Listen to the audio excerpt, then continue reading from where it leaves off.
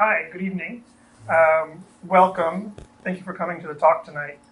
As you probably read, the main focus of my discussion tonight is going to be on the work and life of the Swedish artist Hilma af Klint. So what I'm going to try to do is focus on, sort of give you a little sense of her life and her biography and what happened. And I'm going to try to focus most specifically on the parts of her life and the artwork that she created that I think shows a really strong influence of her involvement in studies with the Theosophical Society at the time. So I have lots of pictures to show you. There's lots to see, so I'm going to sort of just move through it probably quickly.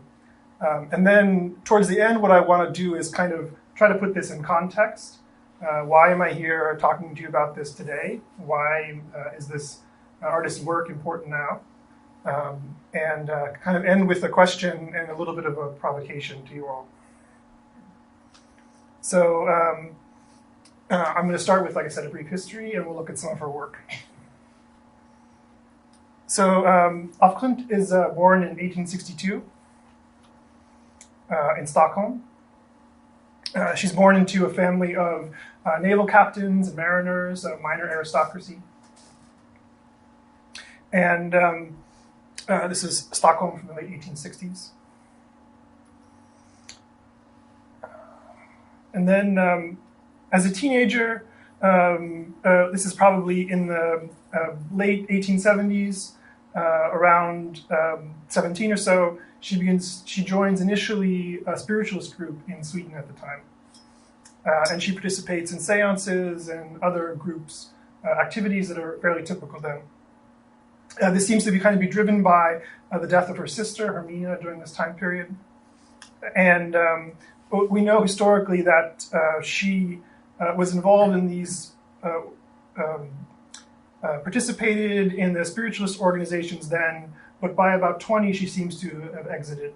But this sort of sets the kind of stage for what happens next with her. In the 1880s, she enrolls in the Royal Academy of Fine Arts, and she's very successful there. She graduates with honors, and she's ultimately awarded a studio to continue her work as a professional artist, which is a very prestigious thing at the time. So she begins a regular career as a working artist. She's a portraitist, a landscape painter, a commercial artist, those kinds of things. This is her in her mid-20s in her studio in Stockholm.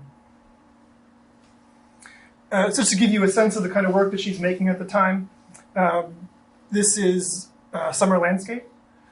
This is an example of an academic work that she would have created. And to sort of give some comparison to what comes later on, I think it's helpful to understand what this kind of art is and how it's created at the time. So here's an example of another work from the same time period. This is by the British artist John William Waterhouse. This is The Lady of Shalott from 1888. This is a big work. It's like 5 foot by 7 foot. And to kind of understand how these works were made, the parallel is probably like a big budget movie today, right? So it would have involved the artist and many assistants. They would have done much preparatory work, stick sketches, tone studies, color studies, this kind of thing, that eventually would have resulted in this painting. So it's a very big production. Simultaneously, this is another work from the same time period, 1888. This is Paul Gauguin, right? Vision After the Sermon. This is a much smaller work. Typically, Gauguin is associated with the symbolists of this era. And it's, this is maybe like 2 foot by 3 foot or so. But you can see this work, it's much more immediate, right? It's not done in the same kind of developed way that the academic work was. And this is kind of the direction when we start to see af Klint's theosophically influenced work that she'll be going in. So 1889, moving ahead. Age 27, af Klint becomes a member of the society when it's first founded in the same year in Sweden, in the home of the Swedish writer Victor Rydberg in Stockholm.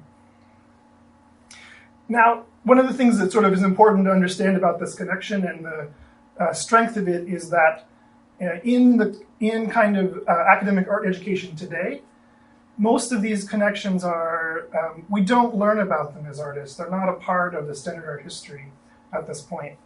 So the fact that Ake Fant has this very strong, proven relationship with a society that lasts for many decades is a very important point moving forward. The foundation that oversees her work today, in the biography of her own work, lays it out very clearly. She's heavily involved in the Theosophical Society, and she was a member from the very beginning in Sweden.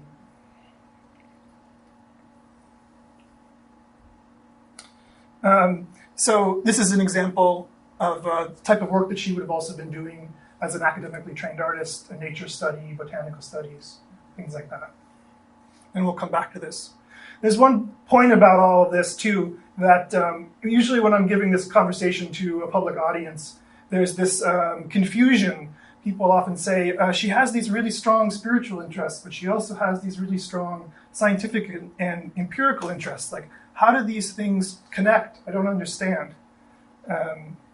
So usually I will show the title page of The Secret Doctrine and point out, this was a part of her interest in society. So moving ahead, we're late 1800s now. 1891, Blavatsky passes. Here's Ake Fant again in her next studio. She's in her mid-30s about now. This is also an important time period, too, because we know that from a report from the Scandinavian section that this is also around the time when they complete the translation of The Secret Doctrine into Swedish. And we know she had the text, we know that she read them. This is a very well-established point. 1890s. So it's interesting. We know that she's a member of the society. We know that she's reading and studying, but she's also, as artists tend to do, kind of doing her own thing and making a synthesis of it. So primarily, a lot of the talk about Ake Fant and her biography and history right now focuses on a group of other women that she studied with who were also artists, known as the Five. And so I will quote regularly the work of art historian David Adams in this talk. So I'm going to read the way he describes this group at the time. In 1896, she formed with 4 other women the Friday Group, or the Five, a Christian spiritualist group that met weekly for the next 10 years in each other's homes and studios, for meetings consisting of a prayer, meditation, reciting sermons, a study of texts from the New Testament, a benediction, and ending with a seance while kneeling around an altar with a triangle and cross, from which they contacted spirits and spiritual guides. Here she is now, 1901 or so, in her late 30s. 1901, of course, is also when Thought Forms is first published. And art historically, it turns out more and more often that the publication of Thought Forms was tremendously influential to all of the abstract artists of this era. In their personal correspondence, many of them discuss reading the book or having seen it or in some way were influenced by it. And it's clearly probably the first sort of theory of non-representational art that begins circulating in Western Europe or America. 1903, so moving forward a little bit. She still is continuing to work as a commercial artist during this time. This is an example of her work from a Swedish publication, Christmas Gift. And so this is sort of the beginning of the work that she will then become most well known for now. Back to the Five, this is the space where they would regularly meet. And during one of their meetings, they are given a message that they will be commissioned to carry out a series of monumental paintings. They are in contact with what they're calling spirits or spirit guides at the time, and there's two of them in particular, one named Ameliel, that is basically considered by Klint and her contemporaries more significant. And again, David Adams. The five found themselves in regular, repeated contact with a number of named spirits. Tumahum, Ameliel, and Ananda were said to belong to a group of still more advanced spirits than the others, called Dehuga, which is the High Ones or the High Masters, whom Klint tells us in one of her notebooks are the Master of Mysteries, synonymous with Vestal Ascetic, servants of Christ who reside in Tibet in the astral body, and exalted in holy brotherhood, known to all mystics who participate in the evolution of the world. The High Masters build the universe. So the work that she's making now in this context is very different than the academic work that she's been trained to do. This is an example of a work from 1903 that the group was making. But you can see, again, there's the strong influence of the botanical studies and nature studies and things like that. And she really begins to develop the vocabulary here that will become part of the work that she's most famous for now. So here's a great example of another thing that I oftentimes have to really strongly emphasize when I discuss this in a more public audience, the use of the spiral in her work. And again, if you can see, it's probably too small for you all to see there, but the word evolution is written many times on this page as well. So often what is the spiral and evolution? What is the relationship there? And of course, there's any number of quotes that we can take out of Blavatsky's writing or anyone else that I think to me shows the strong connection here.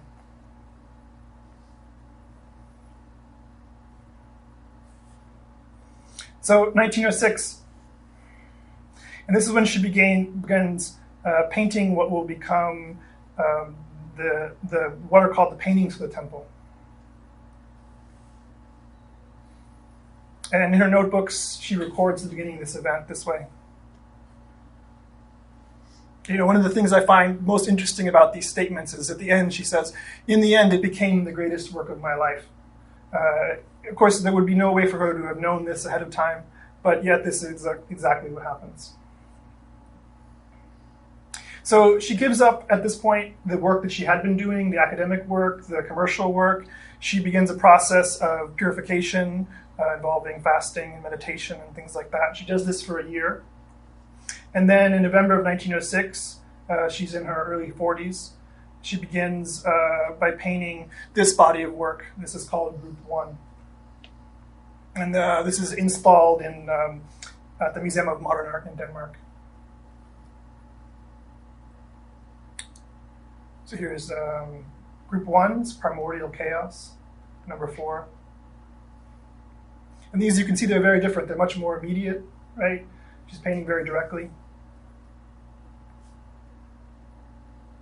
Again, Adams. In the freely painted Primordial Chaos series, she explored principles of polarity, light and dark, good and evil, male and female, and their possible reunification. In these and later works, the W represents matter, while the U represents spirit, with WU indicating a union of the dualities.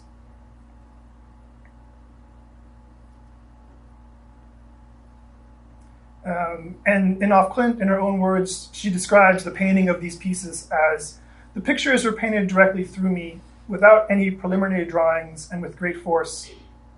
I had no idea what the paintings were supposed to depict. Nevertheless, I worked swiftly and surely without changing a single brushstroke." So it's important to understand at this point, she's basically working passively in a sense, right? She's serving as a channel. This is the sort of mode that she's operating in at this time. And this will change as we go forward. 1907, so she paints, this is where she begins to paint what are her most substantial works. This is from Group 4, which are also known as the 10 largest, or the Ages of Man. And these are all very large works. They're 10 foot by 9 foot or so. And but the thing that's really amazing about this body of works is that she takes only 4 days to make each one of these paintings. She works by herself. She has a single assistant. Here they are installed at the Guggenheim. And there's the catalog from the exhibition over there. And these are really big, substantial works. If you ever see these in person, they're really interesting. They're paper. They're painted with tempera, but they are then mounted to canvas. So they have this real physical kind of texture to them, almost like a leather skin. So one of the other things that art historians and conservators have noted about this series is that they have footprints on them. And that's because they're all painted on the floor. So she cleared the space of her studio and she laid out the largest piece of paper she could find, and she painted them just like that very immediately, very fast. There's a really interesting documentary that's just now come out called Beyond the Visible. And as part of that documentary, they actually staged the painting of these works. Here's a still from that movie. So to give you some context of what else is going on at this moment when she's doing this work, early 1906, 1907. 1907 is the same year that Picasso paints La Demoiselle d'Avignon. And this work, which is considered the preliminary work of Cubism, it's a large work, is not nearly the scale of Klint's work. Simultaneously, the gentleman who's typically given credit for the introduction of abstract art into the West, Kandinsky, this is what he's painting at this time period. He's painting landscapes, he's painting representational work. He hasn't yet begun to paint these works, or the works that he's made that have been influenced by his theosophical studies. And another one, this is Mondrian from 1908. So to continue with this story, I have to delve into some history here. I know that sometimes this can be sensitive topics, so I'm going to try to just present this in terms of figures and names and times, and to try to move forward as factually as possible. So a lot of you probably recognize the individuals in this image. 1902, Rudolf Steiner has become head of the newly formed German section of the Theosophical Society. And over the years following up to 1908, which is where it intersects with our story, he takes on a number of increasingly important roles in the Society's activities in Western and Central Europe. This is Steiner and Fant from 1907. So in 1908, after a number of letter-writing processes, Klint, who is a member of the Society, has been reaching out regular to the head of the German section, Steiner, and finally arranges a studio visit with him. He gets him to come to her studio. This is really significant because all of the other artists of this era, Kandinsky, Mondrian, they've tried to do the same thing, and none of them have been able to succeed. And this studio visit has now become legendary and controversial for a number of reasons. Because what happens after the studio visit is she stops making work for about 4 years. This is another example of work that she makes at the beginning of 1908. And they're constant. The double spiral motif becomes constant for the rest of her life.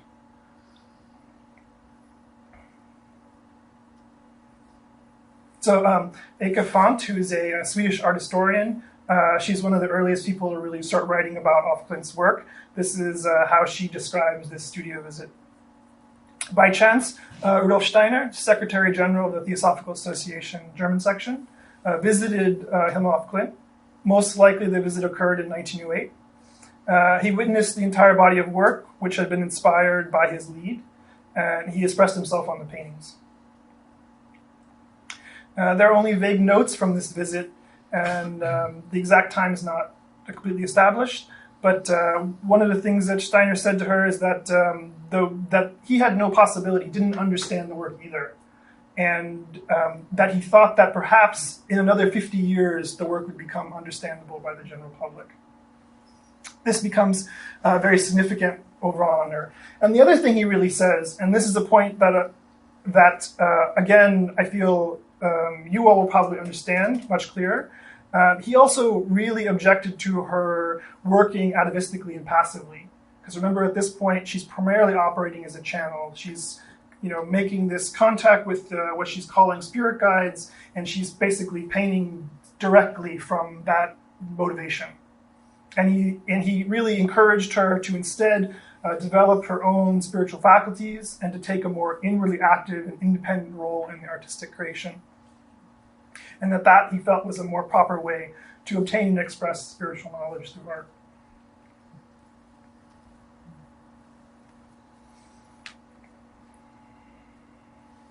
So this studio visit has become very controversial because in a certain sense, people don't understand this particular point of it.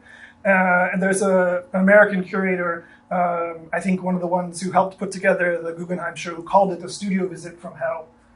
And they sort of point to the fact that she stopped making work after it as like, oh, this terrible man kind of stopped this woman from doing work. But I imagine, I understand what he's saying, and I agree with it in many ways. So here she is, 1910. She's about 48. The next year, Kandinsky publishes On the Spiritual Art. And if you've ever read the text, you will be aware that he regularly and liberally discusses Theosophy. He quotes Blavatsky in this text. Mondrian again. 1910, he's moved to Paris. When he moves to Paris, he actually first arrives and stays with the Theosophical Society in Paris. They give him a place to stay when he first arrives. This is a work of his from that era, and I think the symbolism is probably clear. 1910, 1913, this is Kandinsky's first abstract work. It's funny, it's dated 1910, but the art historians think it's actually from 1913. So there's an interesting question here. He's post-dating his work, perhaps. Yeah. 1913. Oops, let me go back one, sorry. Klint participates in the Congress of the Theosophical Society in Stockholm. So we know she was still actively a member at this point.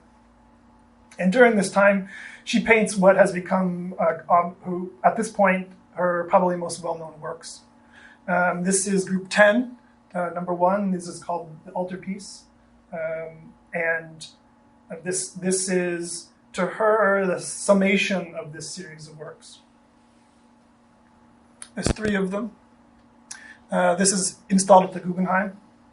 Now, one of the things you have to be very conscious of when you're looking at her artwork as it's typically installed in museums, this is not in order. This is number 1. This is number 2. That's number 3. And this happens a lot. They'll switch the order around. But she had a definite reason to want to make these in certain orders. And this is how she described this series. These 3 images are the summary of the whole work.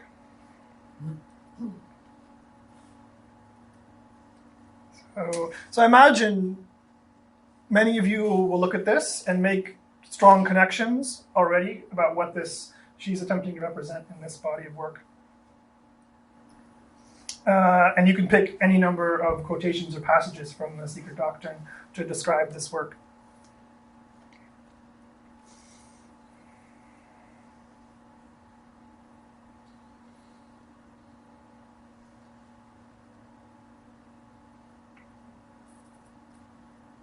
So, number 2. I had a really nice conversation with Pablo over the summer about the possible symbolism behind these works. I'm going to paraphrase and quote a little bit some of our conversation about this. In one of the things that he was sort of mentioned, perhaps painting 2, she's trying to represent the downward manifestation of the universal self from the circle into the individual self is the point, or the descent of spirit into matter. The spiral can perhaps represent the cyclical evolution of this, and the central pillar could either be the bridge of communication between these 2 selves, or the cosmic life wave coming from the third logos.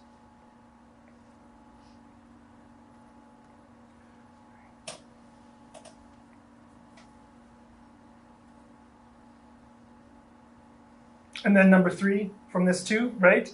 Perhaps what we're seeing here is related to Blavatsky's use of the symbols for the logoi, right? So in this one, perhaps the first logos is the not yet manifested cause, which gives rise then to an intermediate state in the second logos, which then produces the manifested or third logos, whose symbol is a cross within the circle.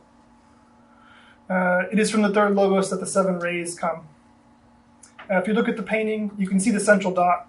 The cross is implied in the 4 different colors in the background, and then the 7 rays coming from the lower part of the circle.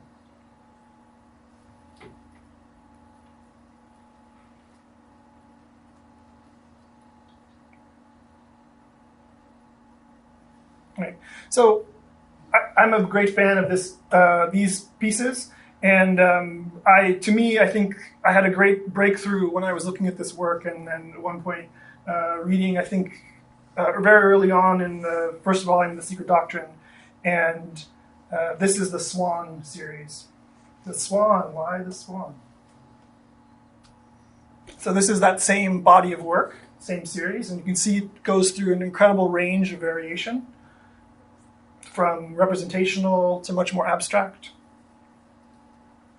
Here's the 10th in the series, so the churn between these opposites. And ends like this, the cube, the different rays. So the swan, right? The Hansa. Here's Brahma with his Hansa Vahan, the vehicle. Sarasvati, his complement, also has the Hansa. So I'm fairly confident that what Klint was looking at when she was thinking about these paintings was the Kalahansa, right? Hence Brahm was called Kalahansa, the swan in time and space. He became the swan of eternity who lays at the beginning of each Mahamantra, a golden egg. Kalahansa has a dual meaning. Exoterically, it is Brahma who is the swan, the great bird, the vehicle in which darkness manifests itself to human comprehension as light in this universe. But esoterically, it is darkness itself, the unknowable absolute, which is the source. And I think that, so we should understand that this series, she's trying to, as an artist, work out her understanding of this cosmological system. And I think that there's a really strong case for this because what follows the swan is the dove. And this is the first from the dove.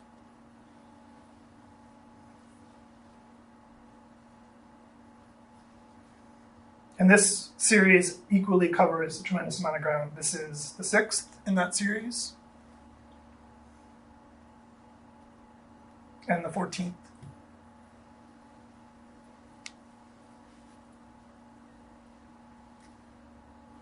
So she seems to be working from unmanifest to increasingly specific kinds of manifestation. Okay, so we're around the 19 teens now. And back to this. So 1913, some of you might be aware, this is during the time period when the tensions between the Central Western sort of Theosophical groups who are aligned with Steiner, there's a secession. And the Theosophists that are following Steiner, they split many thousands, and they secede. This is actually played out really interestingly in the general reports.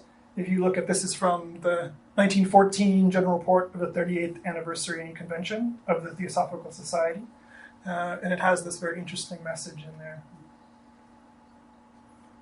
The lodges, charters, the German lodges have all lapsed. And indeed, if you look further, you can see that the charter dates of all the lodges are from 12 and 13 of that year. 1914, World War I begins. 1916. So this is kind of the moment where off Klint, her work and her influence of the participation in the society kind of comes to the end. By 1916, she ultimately leaves the society with the Steiner secession. But I think it's very helpful to understand what happens because her work takes an immediate change at this moment. And to me, it points to the influence of her theosophical studies as a result. So what she starts doing after this point is she does these sort of botanical studies. She does these esoteric studies of nature. She begins to develop a system for looking at nature and using an abstract symbolism to communicate the sort of inner qualities of the things that she's studying. This is from that series. This is 1919. And she basically begins to create these notebooks where she does this process. And this is her major output during this time period. She does reach back to some of the earlier work that she's been doing. This series, I think, is particularly interesting for this. This is called Series 2. Number 1, this is the starting picture from 1920. These are all small, right? So she was working enormously, and now everything she does is small. This is the starting picture. And so what she's basically doing is she's trying to come up with a way of abstractly representing the position of different spiritual traditions in her time. So this is number 3, the Buddha's standpoint in the earthly life. And later on, number 20, the current standpoint of the Mahatmas. Okay, so we'll kind of jump through to the end now. Just to show you now, this is Mondrian, 1921. This is where he sort of develops his mature style that he becomes most well known for.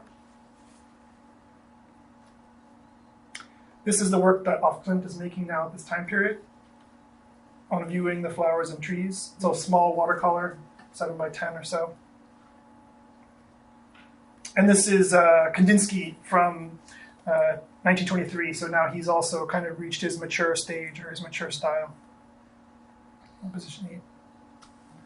1925, Steiner passes away. 33, passes. 39, World War II.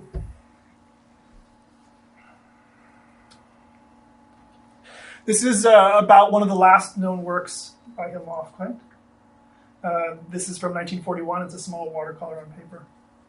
But to the very end, she's very committed to this use of the spiral in her work, the double spiral as well.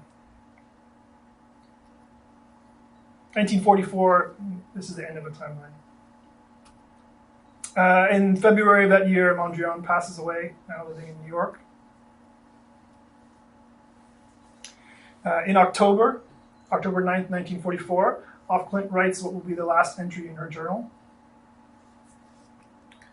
You have a mystery service ahead and will soon enough realize what is expected of you.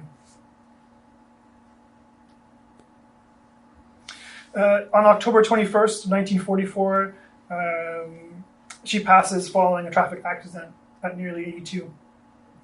She leaves behind approximately 1,300 paintings and 125 note and sketchbooks of approximately 26,000 pages, which, according to her will, shall not be shown until at least 20 years after her death, and none should ever be sold. So if you do the math and you go back to that 1908 studio visit, you'll realize that makes 50 years exactly. 1944, December, Kandinsky passes away. 1945, during post-World War II. So what happens is she wills her entire body of work to her relatives. They're not sure exactly what to do with it. They have the ability to at least take care of it. And it's ultimately stored at an anthroposophical colony in Järna, Sweden. This is that site today. And that's where it stays for almost 50 years. Okay, so I want to just kind of that's the history. That's what happened before. And I strongly encourage you. There's many really great texts and books that have come out now on her work, and go deeply into many of these things. It's unusual to find art historians and curators who have a familiarity with theosophical doctrine. So you will, find a very confused kind of theorization about what she's doing. But I feel like if you've ever looked at the primary sources and you've ever read theosophical texts, you will immediately pick up on what she's been trying to do. So I want to just end or kind of go into this last part to just sort of say, like, why is this important now? Like, why, yes, it's great. This is remarkable. This is a very interesting artist whose work was largely unknown until very recently. But I think that this points to something much larger that's happening. And I work in the art world. I'm a practicing artist. And I really, over the last decade, have seen something that has been developing. And that's what I would really like to share and perhaps get your feedback or your impressions on as well. So the first place that Klint's work is shown internationally and publicly is actually here in Los Angeles in 1985 at this exhibition, The Spiritual and Art Abstract Painting, 1890 to 1985. And there's a really amazing history of how this work gets from that colony in Järna in Sweden to Los Angeles. Here it is installed at LACMA with Duchamp. So back over in Sweden, they've been kind of regularly showing her work every now and then. But in 2013, they mount this exhibition, Hilma af Klint, a pioneer of abstraction. And it becomes their most attended exhibition ever. And not only is it their most attended exhibition ever, but it gets more international press than anything that they've done up to this point. And this is how they describe it in their own writing. So back across the Atlantic, at the Utah State University, they mount this exhibition called Enchanted Modernities, Mysticism, Landscape, and the American West. And one of the things they set out to do in this exhibition is they say, this is the first exhibition to address the formation of Theosophy, its eventual presence in the Western United States, and its marginalized and yet widespread influence on visual art and music of the 20th century. This work features heavily the paintings of Agnes Pelton. This is an example of her work. And she was a member of the Transcendentalist Painters Group, and their theosophical influences have been well documented already. We know that actually Pelton traveled. She lived in Cathedral City, not far from Palm Springs, and she would travel into Los Angeles to attend study groups. This is Pelton describing her abstractions. They are not material, but mental images. So again, the thought form's resonance. Back across the Atlantic again, 2015, the 14th annual Istanbul Biennial, the 14th is called Saltwater, a Theory of Thought Forms. And at this exhibition, they display apparently the original paintings that were used for lithographs and thought forms. And there was a whole process. I know some of the people who were involved in this to actually discover those. Apparently they were in storage at Adyar, and they found them and put them in display in this exhibition. At the same time, the Courtauld Institute of Art in 2016 mounts this exhibition on basically an unknown British artist, Georgiana Houghton, called Spirit Drawings. And this is a cropped image of one of her works here. You might have some resonance with what you've seen from af Klint earlier. And Houghton is a spiritualist, and she's been making these drawings and paintings 1850, 1816 or so, totally not in any way accounted for in art history at this point. This exhibition is really significant because it produces this kind of press. And this article is actually in the Times and was written by a British art critic, Valdemar Jan Skozak. And he basically is like, oh, I'm sorry, I made a mistake when I was criticizing this before. Clearly, the fact that the spiritual and metaphysical in this interest of these artists was key to the development of modern art. Back more locally, the Getty Research Institute stages an exhibition on the art of alchemy. That's very well received here. 2017, there's a number of texts that start coming out. So this is Aaron Rosen's Art and Religion in the 21st Century. I think one of the things I need to kind of emphasize that I sort of said in the beginning is that one of the things about the production and education of contemporary artists is that religion and spirituality has been totally wiped out of that conversation. It's just not something that we in any way discuss or research. It's something that is in the past and it's gone. So the fact that now we're starting to see these texts and these critical sort of surveys that are discussing these things is very unusual. The Irish Museum of Modern Art stages As Above, So Below, Portals, Visions, Spirits and Mystics. And they have off Klint's work there. Later that same year, the Guggenheim stages Mystical Symbolism, and this is an exhibition about the Rosencross Salon in Paris in the 1890s. And it strongly features the work of Jean Devy. And Devy, a name you may or may not know, he was actually a very involved member of the society. And he eventually, in early 1910s, he founded the Belgian section. And he served as their first general secretary from 1911 to 1913. He gave a really nice talk at the First Annual Congress of the Federation of the European Sections of the Theosophical Society on the mission of art. Back across the Atlantic again, art museums are staging these kinds of spiritual or meditation or sound baths or things like this. These are starting to happen more and more. This very nice text came out last year, Encountering the Spiritual in Contemporary Art.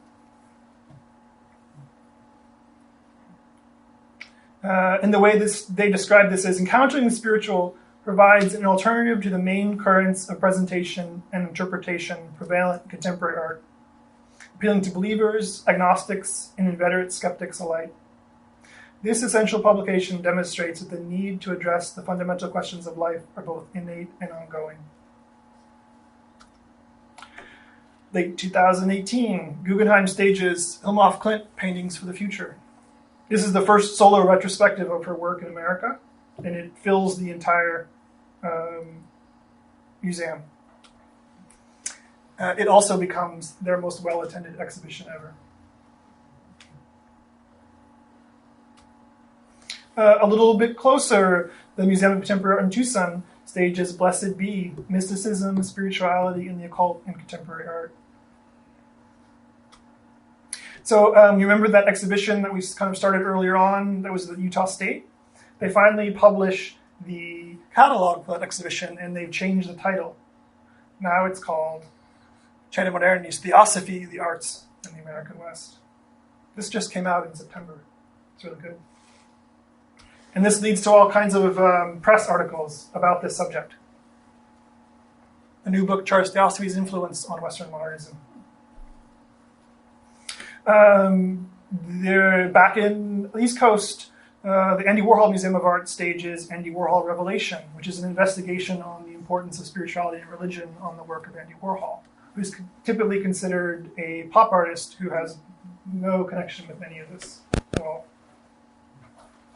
The venerable photography magazine Aperture, their winter issue, was on spirituality. Back over to Europe again. This is the National Museum of 21st Century Art in Rome, and they're in the process of staging On the Spiritual Matter of Art. I just returned from San Diego at the San Diego History Center, where they have a very nice exhibition on art of Theosophy at Lomoland. And it has probably the best presentation of all of that artwork and material that I've seen to date. The Whitney in New York announces a major retrospective of the work of Agnes Pelton, the Theosophical student we looked at earlier on. I'm told that this is going to come to the Palm Springs Museum, so we'll have a chance probably to see it. Just yesterday, when I returned from the San Diego trip, ArtNet News, who is a major sort of collector and publicator of news in the art world, published this article. Spirituality has long been erased from art history, and here's why it's having a resurgence today. So, I would like to end this with a bit of a provocation. In the process of doing this research, I was able to look at an incredible range of very interesting things. And one of the things I came across is this photograph. This is a photograph of the Congress of the European Federation of the Sections of the Theosophical Society in 1907. This is usually called the Munich Congress. It's Andy Besson. Steiner. But the thing I really want you to look at is what's in the room behind them. So you can see that there are these round paintings around the room. There's painted columns and there's sculpture. Now, apparently when this was done for the Congress, this was very controversial. And maybe the controversy was stemming from something else, but the focus was on the fact that there was art in this room. And this was apparently a big point of disagreement, that there should not be visual art in the room where the Congress was taking place. And so I had the chance to read some sections from Steiner's autobiography that he wrote about 20 years later. And this is what he has to say about that moment and his experiences there. In the Theosophical Society, artistic interests were scarcely fostered at all. From a certain point of view, this situation was at that time quite intelligible, but it ought not to have continued if there was a true sense the spiritual was to be nurtured. The members of such a society center all their interests at first upon the reality of the spiritual life. In the sense world, man appears to them only in his transitory existence, severed from the spiritual. Art seems to them to have its activity within this severed existence. It seems, therefore, to be apart from the spiritual reality for which they seek. Because this is so in the Theosophical Society, artists did not feel at home there. So my question is, thinking about this statement and knowing the history, because what we saw with Ake Klint is she is invested for almost 30 years, more than 30 years, she's a member. And at some point there is a disconnect. And this story repeats for many of the artists of this era. They become very involved and invested, and something causes them to leave. So my question is this an accurate criticism? Is what he wrote about the society at the time, and perhaps now, accurate about its relationship with the arts? Is it an accurate criticism, but he's missing the point? Like, yes, the art is of the physical, of the material, is not of the spiritual. And perhaps, most importantly, what we've talked about is history, but today and in the future, what is the place for the arts in the society moving forward? Anyways, this is my Instagram and my website. Thank you very much.